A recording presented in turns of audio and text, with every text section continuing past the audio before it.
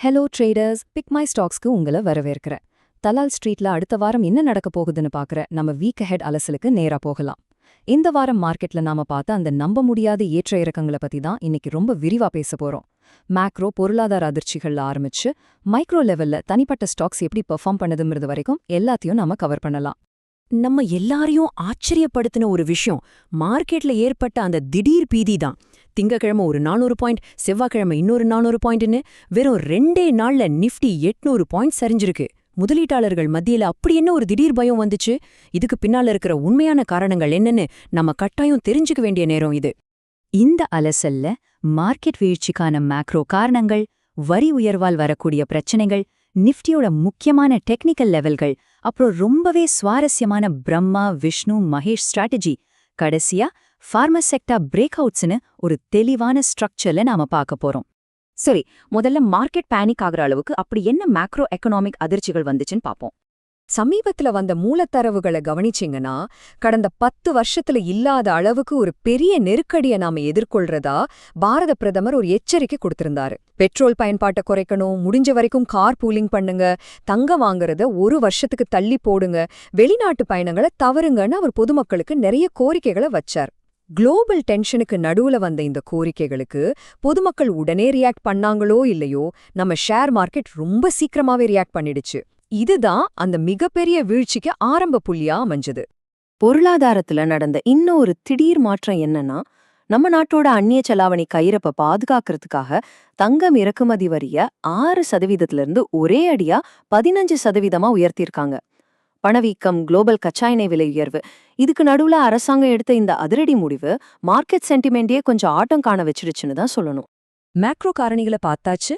அடுத்ததா மார்க்கெட் ஸ்ட்ரக்சர்ல இருக்கிற சில சிஸ்டமிக் பிரச்சனைகள், குறிப்பா வரிகள் பத்தின விவாதத்துக்கு வருவோம். இந்தியால ட்ரேடிங் பண்றதுக்கான செலவு நாளுக்கு நாள் அதிகமாகிட்டே போகுது. பிரபல சந்தை ஆய்வாளர் பி.ஆர். சுந்தர் சொல்ற மாதிரி அரசாங்கம் தொடர்ந்து வரிகளை அதிகரிச்சுக்கிட்டே வராங்க. எஸ்டிடி, அதாவது செக்யூரிட்டி டிரான்சாக்ஷன் டாக்ஸ் உயர்வு, லாங் டேர்ம் கேபிட்டல் கெயின்ஸ் 12.5% மாற்றம், ஷார்ட் டேர்ம் கேபிட்டல் கெயின்ஸ் 20% மாற்றம்னு இது ட்ரேடர்ஸ்க்கு ரொம்பவே பெரிய சுமையா மாறிட்டு வருது. இப்படி வரிகளை அதிகமாக்குனா என்னாகும்? நிறைய பேர் டப்பா ட்ரேடிங்னு சொல்லப்படுற சட்டவிரோத மார்க்கெட்டுக்கு போக வாய்ப்பு இருக்குன்னு அவர் சொல்றார். அங்கீகரிக்கப்பட்ட எக்ஸ்சேஞ்ச்ல வரி அதிகம்தான், ஆனா கவுண்டர் பார்ட்டி ரிஸ்க் கிடையாது. டப்பா ட்ரேடிங்ல வரி கிடையாது, ஆனா அங்க எந்த பாதுகாப்பும் கிடையாது. சமீபத்துல என்எஸ்சில நடந்த 80 கோடி ரூபாய் பே அவுட் பிரச்சனையை பார்த்திருப்பீங்க. ரெகுலேட்டட் மார்க்கெட்ல இருக்கிற பாதுகாப்பு எவ்வளவு முக்கியம்னு அதை நமக்கு உணர்த்துது. ஆனா வரிகள் இப்படி கூடிக்கிட்டே போனா என்ன பண்றதுங்கிறது தான் இப்ப பெரிய விவாதமா இருக்கு. இதை விட ஒரு ஷாக்கிங்கான விஷயம் என்ன தெரியுமா? இந்த மாதிரி மேக்ரோ மற்றும் சிஸ்டமிக் பிரச்சனைகள் எல்லாத்தையும் சேர்த்து வச்சு பார்க்கும்போது அடுத்த 5-10 வருஷத்துக்கு ஒரு சாதாரண பேங்க் ஃபிக்ஸ்டு டெபாசிட் கொடுக்குற ரிட்டர்ன்ஸு கூட நிஃப்டி கொடுக்க வாய்ப்பில்லைன்னு ஒரு ரொம்பவே அவநம்பிக்கையான பார்வையா அந்த சோர்ஸ் முன்வைக்குது. லாங் டேர்ம் இன்வெஸ்டர்ஸ் இதை கண்டிப்பா யோசிச்சு பார்க்கணும். சரி, இப்ப இருக்கிற இந்த டென்ஷனுக்கு நடுவுல டெக்னிக்கலா நம்ம இண்டெக்ஸ்லாம் எந்த லெவல்ல இருக்குன்னு பார்ப்போம். சந்தை ஆய்வாளர் விஜய் தக்கர் அவரோட அனாலிசிஸ் படி பார்த்தோம்னா, நிஃப்டி மற்றும் பேங்க் நிஃப்டி ரெண்டுமே ரீசன்ட் உச்சங்கள்ல இருந்து கீழே இறங்கி ரொம்ப முக்கியமான 61.8% ஃபிபோனாச்சி ரீட்ரேஸ்மெண்ட் லெவல்ல சப்போர்ட் எடுக்குது. நிஃப்டிக்கு 23,150 ரொம்ப ஸ்ட்ராங்கான சப்போர்ட், அதே சமயம் 24,000 ஒரு பெரிய ரெசிஸ்டன்ஸ். பேங்க் நிஃப்டிக்கு 52,820 ஒரு முக்கியமான சப்போர்ட்டா இருக்கு. ஸோ மார்க்கெட் இப்போ ஒரு முக்கியமான மேக் ஒரு பிரேக் கட்டத்துல இருக்கிறத இது தெளிவா காட்டுது. இண்டெக்ஸ் லெவல்ல இருந்து கொஞ்சம் விலகி இண்டிவிஜுவல் ஸ்டாக்ஸை எப்படி தேர்ந்தெடுக்கலான்னு ஒரு சூப்பரான ஸ்ட்ராட்டஜியை இப்போ பார்க்கலாம். விஜய் தக்கர் இதை ரொம்ப அழகா பிரம்மா விஷ்ணு மகேஷ் ஸ்ட்ராட்டஜின்னு விளக்குறார். அதாவது முதலீட்டுல பிரம்மா அப்படிங்கிறது ஒட்டுமொத்த மார்க்கெட், அதாவது நிஃப்டி. விஷ்ணு அப்படிங்கிறது நாம தேர்ந்தெடுக்கிற குறிப்பிட்ட செக்டார். மகேஷ் அப்படிங்கிறது அந்த செக்டார்ல இருக்கிற ஒரு தனிப்பட்ட ஸ்டாக்.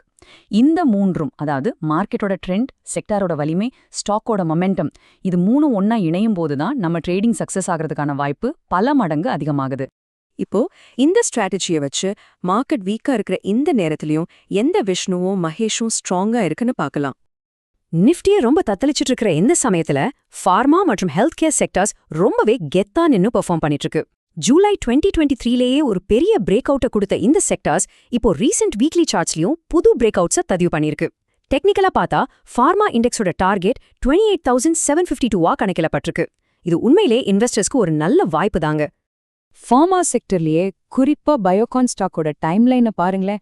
2016ல ஆரம்பிச்ச புல் ராலி 2020 கோவிட் உச்சத்துக்கு அப்புறம் ரொம்ப நாளா ஒரு கன்சாலிடேஷன்லயே இருந்துச்சு. ஆனா இப்போ மே 8ஆம் தேதி வந்த சிறப்பான காலாண்டு முடிவுகளுக்கு அப்புறமா பல வருஷ ட்ரெண்ட்லைன் ரெசிஸ்டன்ஸை உடைச்சு ஒரு மாபெரும் மல்டி இயர் பிரேக் அவுட்டை இந்த ஸ்டாக் கொடுத்திருக்கு. இந்த டெக்னிக்கல் செட்டப்ஸ் பத்தி இன்னும் கொஞ்சம் டீடைலா சொல்லணும்னா பயோகானுக்கு 350 இருந்து 370 லெவல்கள் ஒரு நல்ல சப்போர்ட்டா இருக்கும். அடுத்த டார்கெட் அதோட ஆல் டைம் ஹையான 480 முதல் 490 வரைக்கும் போக வாய்ப்பு இருக்கு. அதே மாதிரி விஜய டயக்னாஸ்டிக் ஸ்டாக்கும் 1275 அப்படிங்கிற பிரேக் அவுட் லெவலை தாண்டி சம மொமெண்டத்துல இருக்கு. ஹெல்த் கேர் செக்டரை ஃபாலோ பண்றவங்களுக்கு இந்த லெவல்ஸ் ரொம்பவே துல்லியமான வழிகாட்டியா இருக்கும். சரி, இந்த வார அலசலோட இறுதி பகுதிக்கும் ரொம்ப முக்கியமான செபி டிஸ்க்ளைமருக்கும் நாம வந்துட்டோம். இன்னைக்கு நாம மார்க்கெட்டோட மேக்ரோ டென்ஷன்ல இருந்து செக்டார் பிரேக் அவுட்ஸ் வரைக்கும் நிறைய விஷயங்களை கவர் பண்ணிட்டோம். இப்போ பிக் மை ஸ்டாக்ஸ் வியூவர்ஸ் ஆகிய உங்ககிட்ட ஒரு கேள்வி. இவ்ளோ வொலட்டாலிட்டியை பார்த்ததுக்கு அப்புறம் அடுத்த வாரம் தலால் ஸ்ட்ரீட் எந்த பக்கம் போகும் நீங்க நினைக்கிறீங்க? நிஃப்டி 24,000 ரெசிஸ்டன்ஸை உடைச்சு மேல போகுமா, இல்ல 23,200 சப்போர்ட்டை மறுபடியும் டெஸ்ட் பண்ணுமா? உங்க எதிர்பார்ப்பு என்னங்கறத கீழே கமெண்ட்ல சொல்லுங்க, நாம டிஸ்கஸ் பண்ணலாம். கடைசியா ஒரு முக்கியமான விஷயம், இந்த வீடியோல நம்ம டிஸ்கஸ் பண்ணது எல்லாமே சோர்ஸ் மெட்டீரியல்ஸ் அடிப்படையில முற்றிலும் உங்க எஜுகேஷனல் பர்பஸ்க்காக மட்டுமே கொடுக்கப்பட்டிருக்கு. நாங்க செபில பதிவு செய்யப்பட்ட நிதி ஆலோசகர்கள் கிடையாது. அதனால இது எந்த ஒரு பை அல்லது செல் ரெக்கமெண்டேஷனும் இல்ல. உங்க முதலீட்டு முடிவுகளை நீங்க கவனமா எடுங்க. இதே மாதிரி இன்னொரு சுவாரஸ்யமான அலசலோட உங்களை சந்திக்கிறேன். அது வரைக்கும் ஹாப்பி ட்ரேடிங்.